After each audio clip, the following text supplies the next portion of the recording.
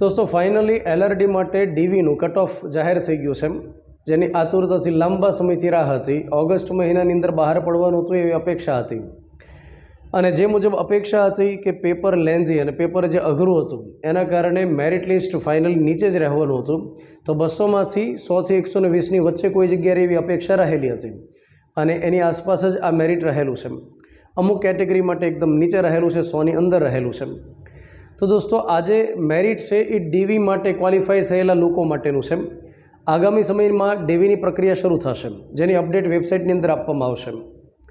અત્યારે ઘણા વિદ્યાર્થીઓને ડીવી માટે ક્વોલિફાઈ કર્યા છે, જેમ કે 12,000ની જગ્યા છે અને એના માટે 22,164 જેટલા ઉમેદવારનું લિસ્ટ આપેલું છે, એમના નંબર આપેલા છે। એનો મતલબ સ્પષ્ટપણે એ થાય કે 10,164 જેટલા વિદ્યાર્થીઓના નામ વધારે રહેલા છે। હવે ડીવીની અંદર જે મેરિટ હોય, કટ ઓફ હોય અને ફાઇનલમાં જે સિલેક્શન થાય એમાં લગભગ એવું કહી શકીએ આપણે કે 7 કે 8 માર્ક્સનો ગેપ હોઈ શકે। આ અપેક્ષિત રહેલું છે અત્યાર સુધીમાં જે પ્રકારે જોવા મળતું હોય એના આધારે આપણે કહી શકીએ તો 5 માર્ક્સ, 7 માર્ક્સ, 8 માર્ક્સ એ રીતે ગેપ હોઈ શકે।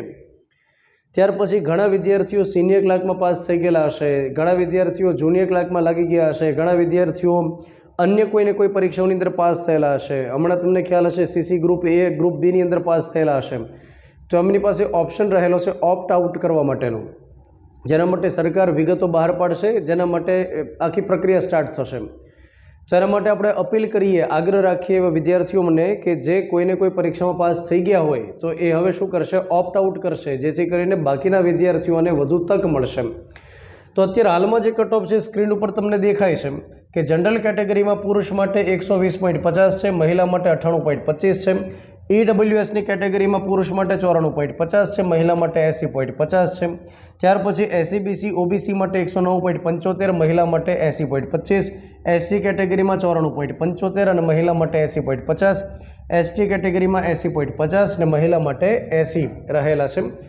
તો આ કટ ઓફના આધારે ઘણા વિદ્યાર્થીઓને ખ્યાલ આવી જ ગયો હશે કે આપણું નામ ફાઇનલમાં હશે કે નહીં હોય, કેમ કે મેં તમને કીધું એમ થોડો ગેપ તો રહેશે ફાઇનલમાં જ્યારે સિલેક્શન થશે ત્યારે। તો આ રહેલું છે કટ ઓફ। ત્યાર પછી જે વિદ્યાર્થીઓને અગેન કે કોઈને કોઈ પરીક્ષામાં નામ આવી જવાનું હોય, ફાઇનલ હોય અથવા આવી ગયું હોય, એ ઓપ્ટ આઉટ પસંદ કરશે। Thank you.